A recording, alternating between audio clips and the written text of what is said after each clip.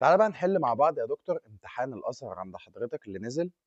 أول سؤال عندك في الامتحان بيقول إيه يا فندم؟ بيقول لي which of the following activities decrease the pH value of fresh water lake. طيب أنا لما أجي أقول حصل decrease في البي اتش حضرتك يعني المية بقت acidic. لما تقول لي البي اتش قلت يعني نزلت عن ال7 حضرتك فبقت acidic. حلو، إيه بقى اللي يخلي المية acidic؟ الأوفر فيشنج؟ لأ. planting tree beside the lake، هو انا لما ازرع شجر يا دكتور جنب البحيره ده يخلي الميه اسيدك؟ بالعكس، ده هيسحب الكربون دايوكسيد يا فندم، فيخلي الكربون دايوكسيد نسبته اقل. لا. using sailing boats، المراكب الشراعيه، ما المراكب الشراعيه دي ما فيهاش موتور يا دكتور يحرق بنزين فيطلع كربون دايوكسيد زياده، فبرضه لا. فالاجابه الوحيده اللي تنفع عندي agriculture waste water. الميه اللي باقيه يا دكتور ممكن يكون فيها contamination او يكون فيها pollutant، البوليوتنت دي تسبب البرودكشن اوف اسيد وتخلي الميه اسيدك. طيب السؤال اللي بعده بيقول لي reason of formation of hydrogen bond among the water molecule. تفتكر ايه السبب اللي خلى فيه هيدروجين بوند تتكون عند الووتر مولكيول يا فندم؟ هقول له والله ان الالكترون نيجاتيفيتي بتاعت الاكسجين كانت اعلى من الهيدروجين فبقت الاكسجين نيجاتيف. يعني بص لو جينا نرسم هنا الووتر، ادي اكسجين ماسكه هنا يا فندم عند حاجه في 2 هيدروجين. الراجل بيقول لي الاكسجين دي عندها هاي الكترون نيجاتيفيتي فبتسحب الالكترون عندها فبتبقى هي partially نيجاتيف، والهيدروجين بتبقى partially بوزيتيف. وبالتالي لما بيجي اكسجين تانية هنا يا دكتور او ووتر مولكيول تانية برضو دي بتكون نيجاتيف ودول بيكونوا بوزيتيف. بيتخلق بقى في اللحظة دي عند حضرتك الهيدروجين بوند اللي موجودة هنا ما بين الهيدروجين البوزيتيف والاكسجين النيجاتيف. فاقول له السبب يا فندم ان الالكترون نيجاتيفيتي بتاعت الاكسجين اتوم مور ذان اوف هيدروجين اتوم، اللي هي اجابة دي. ممتاز. السؤال اللي بعده عند حضرتك الراجل هنا بيقول لك يا دكتور using activated carbon in drinking water treatment plant to ايه يا فندم؟ احنا بنستخدم الاكتيفيتد كربون ده يا دكتور عشان الميه اللي هنروي بيها النباتات، عشان اضيف نيوترنت ولا استرلايز الووتر باستخدام اليو في، ولا يا فندم ريموف الاورجانيك ماتيريال والكونتامينيتد كيميكال، ولا كلهم؟ اقول له لا مش كلهم، هي الاجابه الصح عندي ان انا اشيل الكونتامينيشن او اشيل التلوث يا دكتور عن طريق الاكتيفيتد كربون. كويس كده؟ قال لي ممتاز. سؤال نمبر 4 بيقول لي recycling paper lead to decrease، لما نعمل recycling او اعاده تدوير للورق هيؤدي لايه؟ ان احنا نقلل الاوفر هانتنج؟ لا. نقلل قطع الاشجار؟ اه لان احنا بناخد الاشجار دي نعمل منها الورق يا دكتور. الاوفر فيشنج extracting fuel، فالاجابه الصح اجابه بي. ممتاز. السؤال اللي بعده بيقول لي which of the following not affect the pressure at point inside liquid. مين في دول مش بيأثر يا دكتور على الضغط بتاع نقطه معينه جوه الليكويد؟ surface area of liquid، ال depth of point، ال temperature of liquid، ال kind of liquid. اقول له يا دكتور هنا اللي مش بيأثر على الضغط هو مين يا فندم؟ ال temperature of liquid. ليه؟ لأن القانونين بتوع الضغط بيقولوا P equal rho G H، ده قانون. القانون التاني بيقول B equal F على ال A. حلو. أول واحدة عند حضرتك اللي هي مين يا فندم؟ اللي هي السيرفيس اريا أهي يا فندم، السيرفيس اريا inversely proportional مع البريشر فدي بتأثر. الدبس حضرتك اللي هو ال H directly proportional مع البريشر فده بيأثر. kind of liquid تفرق معاك في ايه يا دكتور؟ تفرق معايا في الدنسيتي. نوع الليكويد لما يتغير الدنسيتي بتاعته يتغير، وادي الدنسيتي يا دكتور عند حضرتك بتأثر على البريشر. لكن التمبريتشر هي مش فاكتور في ولا واحد، ولا في القانون الأول ولا في القانون التاني. صح كده؟ قال لي صح. سؤال نمبر 6 بيقول لي نقط element help in strengthen the root of plant. مين يا دكتور الاليمنت اللي بيساعد في تقوية الروت عند النبات يا فندم؟ اقول له والله انت هنا حضرتك كلامك عن البوتاسيوم. البوتاسيوم يا دكتور هو اللي بيساعد في التقوية بتاعة الروت، لكن الفوسفورس كان بيساعد في ايه يا فندم؟ في الفلاورنج؟ لا سوري العكس. هنا يا دكتور الإجابة عند حضرتك هو الفوسفورس. الفوسفورس ده اللي بيساعد في الروت بتاعة البلانت، لكن البوتاسيوم عند حضرتك كان بيساعد في الفورميشن اوف فلاور. جميل جدا. سؤال نمبر 7 عند حضرتك بيقول لي which of the following graph represent relation between pH value of solution and the H positive ion inside it. طيب على الاكس اكسس الراجل كاتب ال H positive وهنا ال pH. انا عارف يا دكتور على ال pH سكيل كل ما ال H positive يزيد ده معناه ان الاسيديتي بتزيد وبالتالي ال pH بتقل. فلما ازود يا دكتور ال H positive ال pH عند حضرتك تقل. فالاجابه الصح اجابه دي اللي هي د دي. سؤال نمبر 8 بيقول لي adaptation in salmon fish during its life cycle is considered as نقط adaptation. الادابتيشن اللي بتعمله السلمون حضرتك في اللايف سايكل بتاعتها متعارف عليه يا فندم انه behavioral، صح كده؟ اه بس خلي بالك ان هي فيها جزء فيسيولوجيكال. ايه جزء الفسيولوجيكال اللي فيها؟ جزء الفسيولوجيكال هو السالموتيفيكيشن. الجزء الفسيولوجيكال اللي فيها يا دكتور هو جزء عملية السمولتيفيكيشن.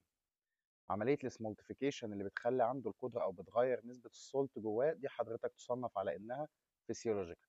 لكن اللايف سايكل توتالي كلها على بعضها حضرتك طبعا اللايف سايكل كلها على بعضها بيهيفيرال، بس الإجابة الصح هنا فسيولوجيكال وبيهيفيرال الاتنين مع بعض. سؤال نمبر 9 بيقول لي which kind of the soil contains sediment of consistency of particle size that make it weak to retain water. فيها حضرتك ثبات لحجم البارتيكل، وده بيخليها ضعيفة في الاحتفاظ في الماء. طبعا أنا عارف إن أضعف واحدة بالاحتفاظ بالمية هي مين؟ هي الساندي سويل، لأن المية بتتسرب منها بسرعة بسبب البارتيكل سايز الكبيرة وبسبب البورز الواسعة اللي بتكون موجودة، فالمية بتهرب بسرعة شديدة جدا. فأقول له حضرتك الإجابة هنا الساند سويل. In troposphere layer the temperature decrease by نقط as increasing altitude. طيب أنا عارف يا دكتور إن أنا كل ما أطلع لفوق 176 متر درجة الحرارة تقل 1 سيليزيوس. ماشي، ولما تقل 1 سيليزيوس يعني بتقل 1 كلفن. جميل. كمان يا دكتور بتقل عند حضرتك 1.8 فahrenheit. يبقى خلي بالك لما درجة الحرارة تقل 1 سيليزيوس يعني قلت 1 كلفن فقلت 1.8 فahrenheit. لو زادت 1 سيليزيوس فهي زادت 1 كلفن فزادت 1.8 فahrenheit. كل درجة هتعلاها في السيليزيوس أو الكلفن هتعلى قصادها 1.8 في الفahrenheit، والعكس لو هتقل. فهنا حضرتك أقول له أول واحدة 1.8 سيليزيوس for every 100 متر غلط، 1.8 سيليزيوس ل 176 متر غلط، 1 سيليزيوس for every 100 متر برضه غلط. الصح إنها 1.8 فahrenheit ل every 176 متر. ممتاز.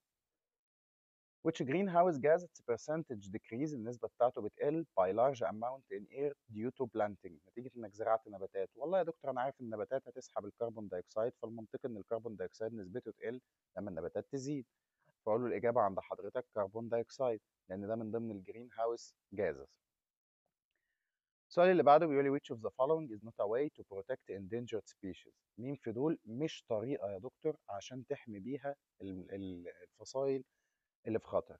اللوز والليجيسليشن طبعا دي طريقة، establishing الناتشورال ريزيرف المحميات الطبيعية دي طبعا طريقة، captive breeding program دي طريقة ونجحت مع الرينوسورس، اوفر هانتنج تري انك تقطع في الاشجار عمال على بطال، انت كده حضرتك بتعمل ديفورستيشن وبتدمر المواطن الطبيعيه، ودي طبعا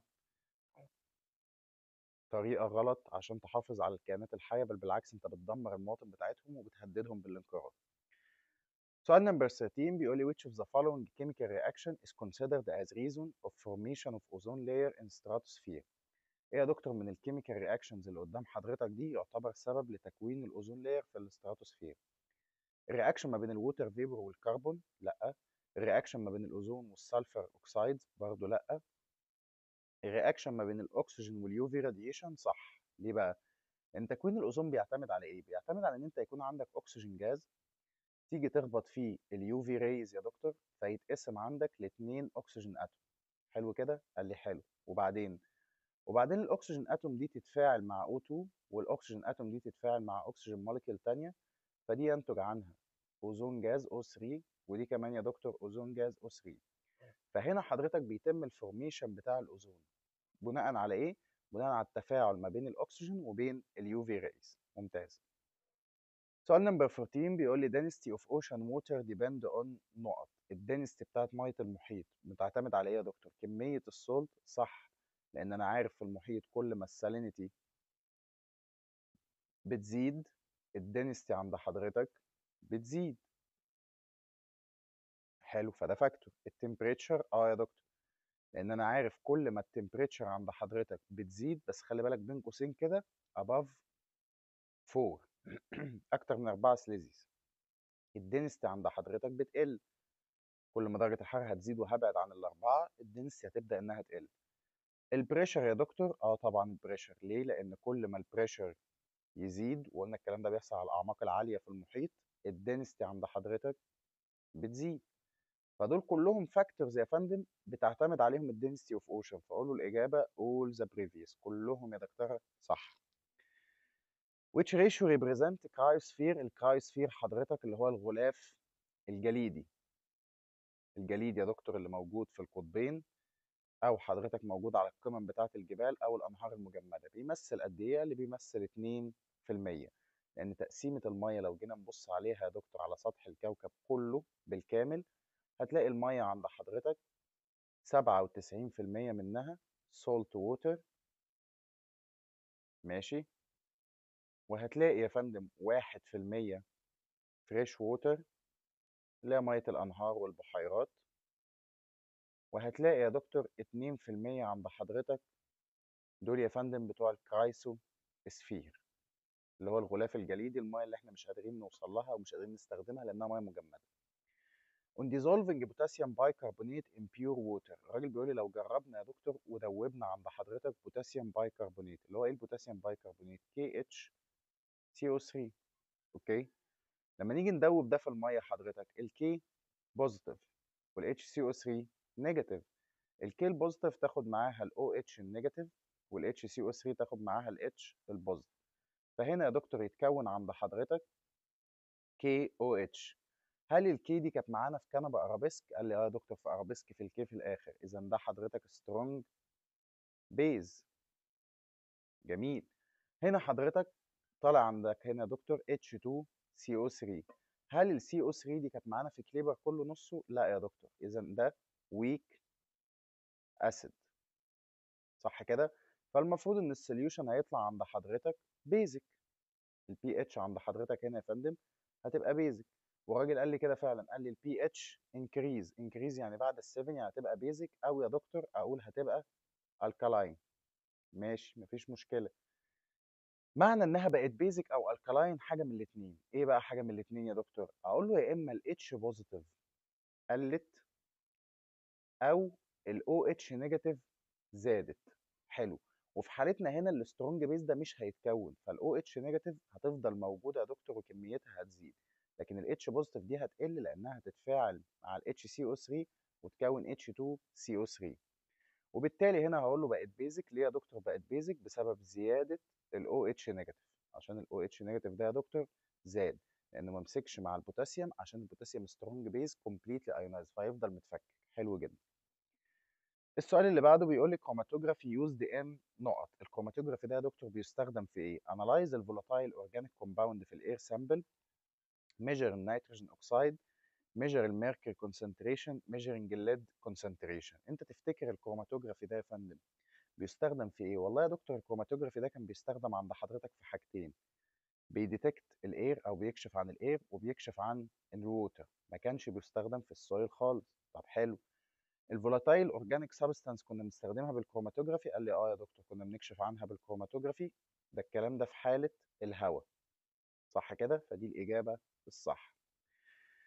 boiling point of pure water under normal atmospheric pressure بتساوي كام؟ البويلنج بوينت بتاعت المية النقية في الضغط الجوي العادي حضرتك أنا عارف إنها 100 سيليزيوس. طيب ال 100 سيليزيوس دي يا عم بالكلفن تبقى كام؟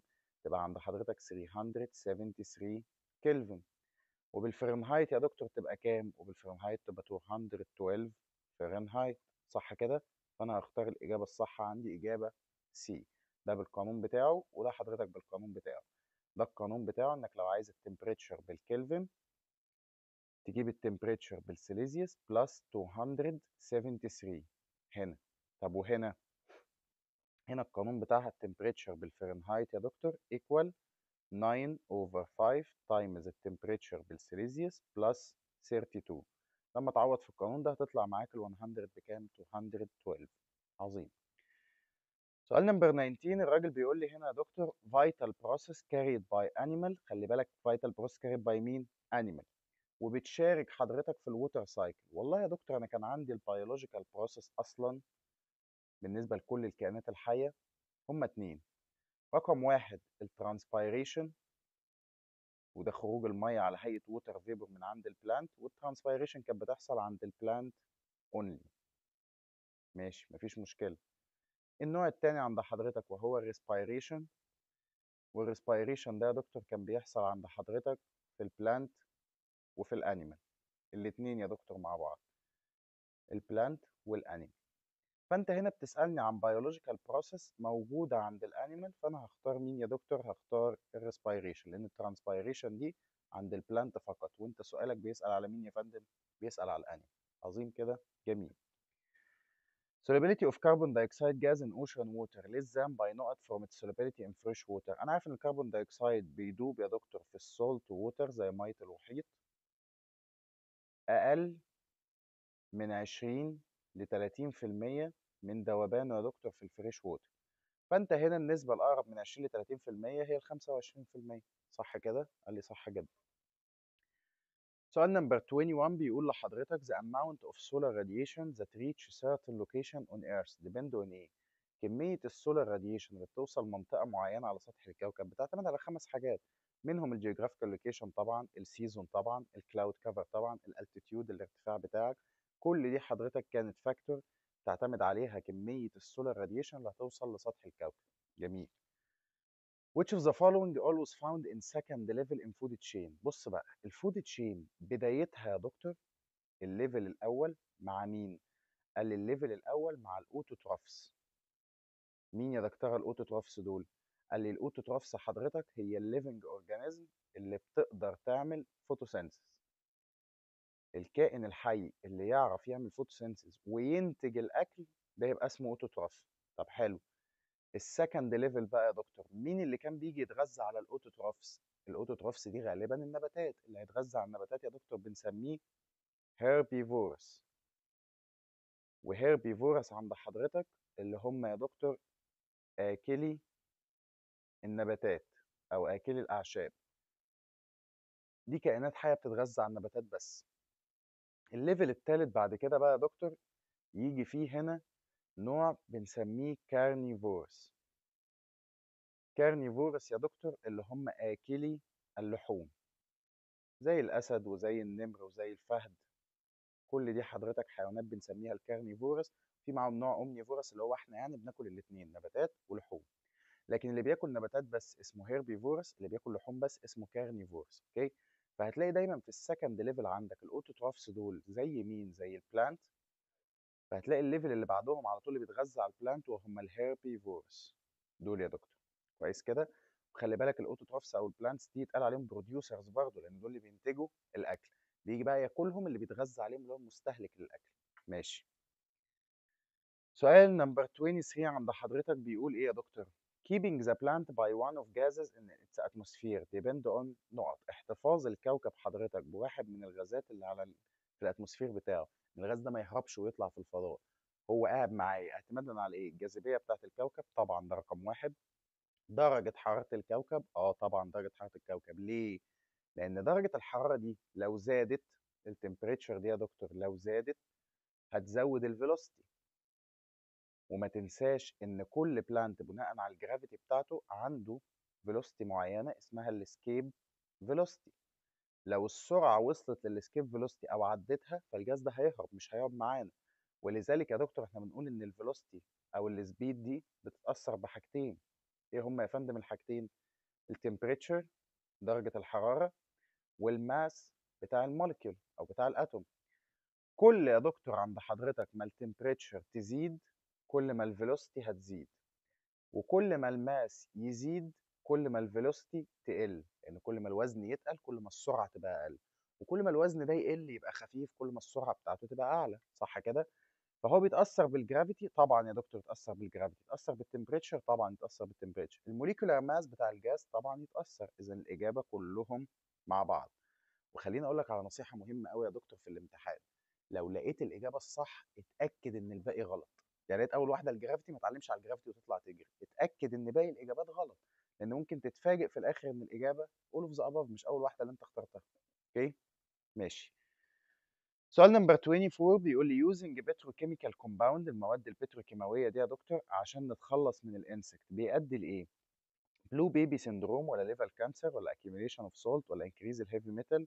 اقول له لا يا دكتور بيؤدي للبلو بيبي سيندروم اللي هو بيسبب توكسيستي عند الاطفال.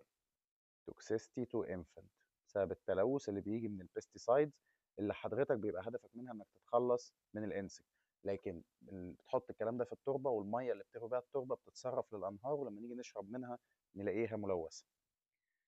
سؤال نمبر 25 عند حضرتك بيقول لي they are lines on weather map that connect all point of equal atmospheric pressure. الخطوط اللي موجودة على الويذر ماب توصل كل النقط اللي عندها نفس الضغط الجوي، اسمها ايه؟ اسمها الايزو بار. وخلي بالك ان الويذر ماب دي البريشر اللي بيتقاس فيها بيتقاس بيونت ملي بار. ماشي. The two important gases for some organisms to help them to grow. اتنين جازز مهمين جدا لبعض الكائنات الحية بتساعدهم على النمو. هيدروجين وهيليوم خالص يا دكتور ما عداش علينا. كربون دايوكسيد ونيتروجين بس كربون دايوكسيد ونيتروجين بالنسبة لمين؟ بالنسبة للبلانتس، النباتات. ان الراجل قال لي some organism. طب ايه أهمية الاتنين دول بالنسبة للنباتات يا دكاترة؟ قال لي بص، رقم واحد الكربون دايوكسيد مهم جدا عند حضرتك في عملية الفوتوسينثيز. بلانت بياخد الكربون دايوكسيد عشان يعرف يعمل منه فوتوسينثيز. حلو. النيتروجين بقى يا دكتور، قال لي النيتروجين مهم جدا للجريننج اوف ليفز، يخلي الليفز يا دكتور لونها اخضر. ادي واحد. اتنين، قال لي مهم جدا في البروتين سينثيز او تصنيع البروتين. كويس كده؟ قال لي كويس جدا. طيب سؤال نمبر 27 if amount of heat energy gained by body increased to double then its specific heat. لو كمية الحرارة اللي الجسم بيكتسبها زادت للدبل، يعني مثلا هو كان بياخد هيت انرجي بتساوي 100 جول، اتضربت في 2 حضرتك فبقى بياخد 200 جول. السبيسيفيك هيت بتاعته يحصل لها ايه؟ تقول له يا دكتور ولا حاجه. السبيسيفيك هيت دي رقم كونستانت خاص بالماده. السبيسيفيك هيت هي كميه الحراره اللي بيحتاجها 1 كيلو جرام عشان يزيد 1 سيليزيوس او 1 كلفن بس. فهي رقم ثابت خاص بالماده دي، يختلف من ماده للتانيه، لكن عند الماده هو ثابت ما بيتغيرش. اوكي؟ طيب rate of decreasing the number of marine creature in polar zone. الراجل بيقول لي النقص اللي بيحصل في اعداد الكائنات البحريه في القطبين، خلي بالك من القطبين، بيزيد يا دكتور معدل الانهيار ده في انهي فصل؟ اقول له فصل الصيف. ليه؟ لان فصل الصيف يا دكتور بسبب مشكله الجلوبال وورمنج او مشكله الاحتباس الحراري، درجه الحراره بقت بتعلى قوي في الصيف، فالتمبريتشر بتزيد بشكل كبير، وده بيؤدي حضرتك لضرر للكائنات الحيه او المخلوقات اللي عايشه في القطبين، لانها متعوده ان درجه الحراره هناك فيري لو، درجه الحراره عندهم قليله جدا جدا جدا. في الصيف بيلاقي درجه الحراره زادت فما بيعرفش يتكيف بيموت، وبالتالي هلاقي الاعداد بتنهار في فصل الصيف. Which of the following property help amoeba to eliminate carbon dioxide gas؟ خلي بالك الاميبا دي يا دكتور يوني سيلولار اورجانيزم. اوعى تنسى ان الاميبا عند حضرتك يوني سيلولار اورجانيزم. اللي بيساعدها يا دكتور انها تتخلص من الكربون دايوكسيد ترانسبيريشن اوزموز ايفابوريشن ديفيوجن. اتفقنا مع بعض ديفيوجن ليه؟ لان الكربون دايوكسيد عندها بيبقى عالي، وبره يا دكتور في الهواء الكربون دايوكسيد بيبقى قليل، فهي بتتحرك من الغني تخلص من الكربون دايوكسيد بمنطق من الغني للفقير، وده منطق الديفيوجن. حلو. امتى اقول اوزموزز؟ لو الراجل قال لي اللي اتحرك ووتر، لو الميه هي اللي اتحركت يبقى اوزموز، اي حاجه غير الميه اتحركت من الغني للفقير يبقى ديفيوجن. جميل. When the spectrum color penetrates the ocean water، لما الوان الطيف حضرتك بتخترق الميه المحيط، then water scatter، الميه بتسكاتر او بتبعتر ايه يا دكتور؟ الشورت ويف لينس. انا بس عايزك تاخد بالك من حاجه قبل ما ندخل في القصه دي. الويف لينس القليل معناها يا دكتور ان الانرجي والفريكونسي بتاعته عاليه، والويف لينس العالي معناها ان الانرجي بتاعته يا فندم قليله. حلو كده؟ قال لي حلو. الورم كولرز وهم الريد واليلو والاورنج، صح كده؟ او الريد والاورنج واليلو بالترتيب يعني. اللونج ويف لينس يا دكتور اللي عندهم ويف لينس عالي عندهم طاقه قليله، صح كده؟ وهم دول. مظبوط. طيب يبقى هو حضرتك بيبعتر الشورت ويف لينس دي اللي بيسمح لها يخترق، لان اللونج ويف لينس والورم الاثنين دول يا دكتور انا عارف انه بيعمل لهم ابزوربشن مش سكاترنج. هو بيسحب حضرتك الورم كلر والالوان اللي عندها لونج ويف لينس لان الطاقه بتاعتها قليله فبيقدر الضوء يمتصها، لكن اللي عنده طاقه عاليه ويف لينس قليل بيقدر انه يخترق لمسافه اعمق، فالاجابه عندي هتبقى الشورت ويف لينس. ماشي. نروح يا دكتور لشويه اسئله مقالي. راجل بيقول لي ايه اللي هيحصل لو حصل فولنج للاسيديك رين اون روكس؟ هقول له هيحصل كيميكال ويزرنج حضرتك للروكس، وده هيسبب fragmentation of rocks، او اقول له يا دكتور هيتم انتاج secondary minerals نتيجة الكيميكال ويزرنج اللي حصل. طيب put a living cell its solution in solution of concentration 20% inside solution concentration 30%. بالراحة خالص، الراجل بيقول لي هات بيكر، البيكر ده فيه solution وحط جواه بلانت سيل. البيكر ده يا عم انت قلت السوليوشن اللي فيه كام؟ قال لي 30%. والسيل دي حضرتك كام؟ قال لي 20%. حلو. الكونسيبت بتاعي بيقول الميه بتروح للعطشان، مين عطشان؟ اللي عنده ملح كتير، يبقى الميه هتخرج من السيل. لما الميه تخرج من السيل فاقول له يا دكتور water get out from cell by ايه بقى؟ لان هو دي اللي بيسالك عليها اصلا. اقول له باي اوزموز، طالما الميه هي اللي خرجت يبقى خرجت بالاوزموز، وبالتالي حضرتك the cell will shrink. اقول له يا فندم السيل دي هتكش. طيب جميل. increasing salinity of soil with respect to humidity. حلو. لما الملح يزيد الرطوبة يحصل لها ايه يا دكتور؟ اقول له الملح يزيد الرطوبة يقل. humidity will decrease. بس هو ده اللي الراجل عايزه منه، لان انا عارف يا دكتور ان لما الملح يزيد الرطوبة تقل. زي في السوليوشن بالظبط، الملح يزيد المية تقل، المية تزيد الملح يقل. هنا برضو في السويل نفس الكلام، لما الملح يزيد الرطوبة تقل، ولما الملح يقل الرطوبة تزيد. طيب give reason يا دكتور، اديني سبب. freezing point of solution lower than that of pure water. الفريزنج بوينت بتاعت السوليوشن اقل حضرتك من البيور ووتر. اقول له يا فندم بسبب الاتراكشن فورس due to attraction force between ايه بقى يا دكتور؟ الاتراكشن فورس دي بتبقى فين؟ اقول له بتبقى ما بين الووتر molecules and the salt molecules. الاتراكشن فورس اللي بتبقى ما بين الملح وبين الميه يا دكاتره بتمنع ان الميه، او وجود الملح ما بين الميه بيمنع ان الميه الووتر موليكيولز تقرب من بعضها. prevent adhesion اللي هو الالتصاق of water molecule. او بلاش اقول prevent، خليني اقولها له يا دكتور ان هي بتعيق، مش بتمنع خالص، بس هي بتعيق، فبتخلي الميه تتجمد عند درجه حراره اقل which lead to decrease في الفريزنج بوينت. الكلام ده حضرتك هيقلل الفريزنج بوينت عندك يا دكتور بشكل كبير. طيب predator fish play important role in preserving the coral reefs. طبعا لان البريداتور فيش دي يا دكتور بتتغذى على السي اوريكان، والسي اوريكان اللي هو خيار البحر ده اصلا يا دكتور بيتغذى على الكورال ريف. فالبريداتور فيش بتقلل اعداد السي اوريكان، وبالتالي اعداد الكورال ريفز بتزيد وبتحافظ عليها.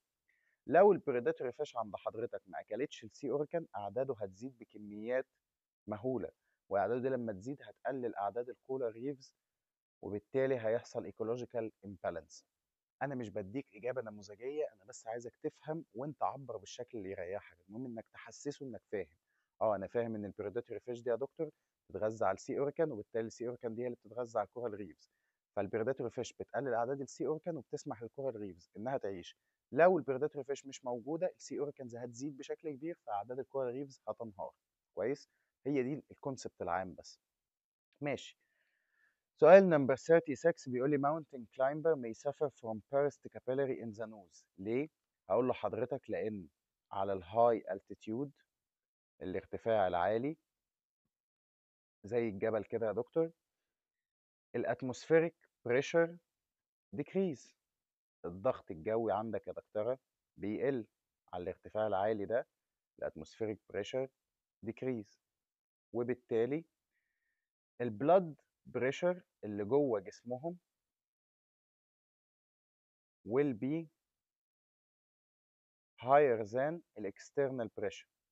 هيبقى اعلى يا دكتور من الضغط الخارجي الاكسترنال اللي هو بتاع الاتموسفيريك بريشر، فيحصل انفجار. خلي بالك اللي مخلي الدم قاعد جوه الاوعيه دلوقتي ان في ضغط من الدم داخلي بيضغط على الوول، وفي الاتموسفيريك بريشر ضغط على الوولز بتاعت الفيسلز من بره.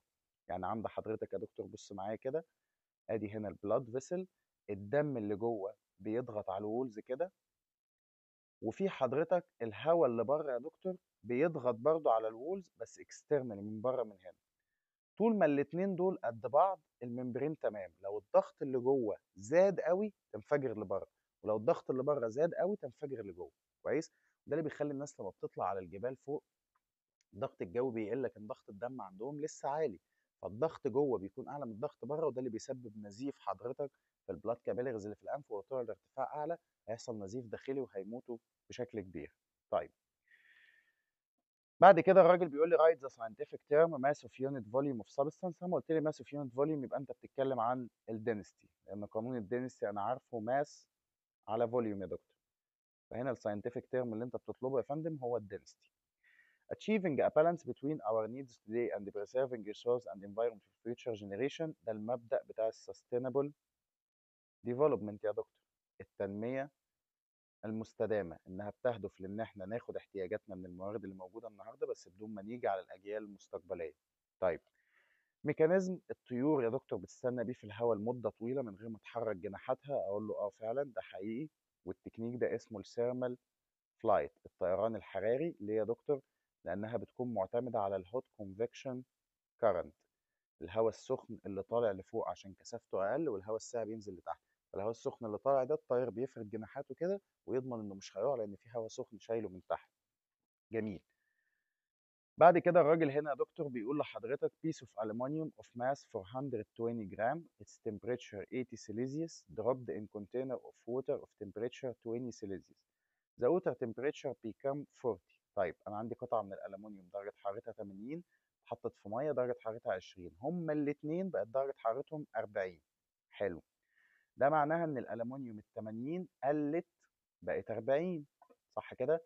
والميه ال 20 زادت بقت 40 برضه. جميل. specific heat of water is كذا 420 يعني، والسبيسيفيك هيت بتاع الالومنيوم كذا. calculate the mass of water. طيب بالراحه كده يا دكتور، احنا عايزين نحسب كيو الومنيوم، كميه الحراره اللي خسرها الالومنيوم. كيو الومنيوم بتساوي ايه يا فندم؟ ام في سي في دلتا تي. ماشي. انا عندي الام الماس بتاع الالومنيوم كان بكام يا دكتور؟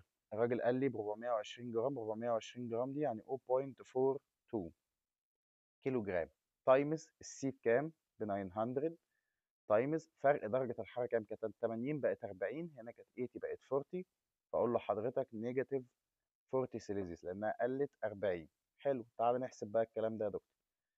0.42 تايمز 900 تايمز نيجاتيف 40 تطلع معايا بكام يا دكتور؟ قال لي هتطلع مع حضرتك بنيجاتيف 15120 جول. ايه دي؟ دي كمية الحرارة اللي خسرها الألمنيوم. ماشي مفيش مشكلة. أنا عندي بقى يا دكتور قانون بيقول law of conservation of energy. بيقول ايه law conservation of energy؟ بيقول لحضرتك يا فندم إن الطاقة اللي خسرها الألمنيوم هي نفس كمية الطاقة اللي كسبتها المية. مش الألمنيوم ده كان عنده طاقة حرارة؟ اه. اتحط في المية خسر الحرارة بتاعته واداها للمية، فالكمية اللي خسرتها الألمنيوم هي الكمية اللي كسبتها المية. مظبوط. الألمنيوم خسر قد إيه؟ قال لي 15120 جول. حلو. يبقى المية كسبت قد إيه؟ نفس الكمية. طيب قانون المية كيو ووتر بيساوي ام في سي في دلتا تي. الراجل بيقول لي احسب مين؟ بيقول لحضرتك احسب الام. فاقول له الام يا دكتور اللي هو الماس بيساوي كيو ووتر على السي في الدلتا تي. دكتور كيو ووتر بكام؟ بنيجاتيف 15000. لا مش بنيجاتيف، نيجاتيف دي معناها ان الالومنيوم خسرها لكن الميه كسبت حراره ما خسرتش. فاقول له هنا حضرتك ب 15120 جول على سبيسيفيك هيت. الراجل قال لي بكام؟ ب 4200. الدلتا تي بقى هي الميه كانت كام؟ قال لي بص يا دكتور الميه عند حضرتك هنا بتاعت الميه كانت 20 وزادت يا فندم بقت 40. حلو. يعني هي كانت 20 زادت بقت 40 يبقى الفرق ما بينهم 20. صح يا دكتور. الماس عند حضرتك بكام؟ الكالكوليتر الجميله بتاعت حضرتك 15120 ديفايد 4200 تايمز 20 طلع معاك بكام يا دكتور؟ قال لي طلع مع حضرتك ب 0.8 كيلو جرام. كويس كده. ده الماس بتاع الووتر اللي الراجل عايز يحسبه. ماشي مفيش ادنى مشكله. نروح يا دكتور لمسألة تانية والأخيرة اللي معانا. الراجل بيقول لي سب مارين غواصة على عمق 15 متر من سطح البحيرة. لو الدنسيتي بتاعة المية بتساوي 1000 كيلو جرام بير متر كيوب and the atmospheric pressure equal 1.013 times 10 power 5 نيوتن بير متر سكوير واكسلريشن اوف جرافيتي بكذا. حلو، احسب لي التوتال بريشر. ركز بقى معايا لان المسألة دي مهمة وهيجي واحدة زيها. بي توتال ايكوال توتال الضغط حضرتك اللي على الغواصة هو ضغط الهواء زائد ضغط المية، فهقول له يا دكتور بيساوي بي اير بلس بي ووتر اللي هو بايه يا دكتور؟ قال لي رو جي اتش. طيب جميل. ضغط الهواء عند حضرتك بكام؟ بالرقم ده. الراجل قال له الاتموسفيريك بريشر بيساوي 1.013 تايمز 10 باور 5 بلس مين؟ الدنسيتي بكام يا دكتور؟ ب 1000 كيلو جرام تايمز الجرافيتي الاكسلريشن اوف جرافيتي 9.8 تايمز الهايت اللي هو الدبس بكام؟ ب 15 متر. حلو. حط كل ده على الكالكوليتر يا دكتور وقول لي هيطلع لحضرتك ايه. اقول له يا فندم 1.013 تايمز 10 باور 5 عند حضرتك، وانزل تحت كده واقفل البراكت بلس افتح براكت تاني 1000 تايمز 9.8 تايمز 15. اقفل البراكت وقول لي بكام يا دكتور عند حضرتك.